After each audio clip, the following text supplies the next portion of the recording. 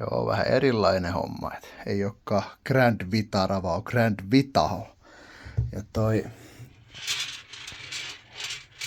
tommonen asiaa kuulumaton helinä, että katsotaan onkohan siellä joku pulttiloinen jäänyt kateisiin. Sen olisi ihmislapsen pitänyt ymmärtää, kun toho laittaa magneetiin kiinni ja tonne survoo, niin kai se kumi on se ensimmäinen, mikä tässä aina pettää. Täytyypi vaihtaa suunnitelmaa. Tuolla se näkyy kyljessä, että eipä kovin häävisti on niklat tätäkään rumpuun. Niin sitten kalapakista suurimmat haukipihdit, mitä löytyy, niin jos se sit sais.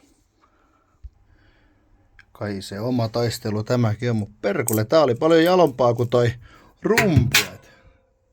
Tää sentään jässähtää tonne rummuun sisään, mutta en tiedä mistä mahtaa olla.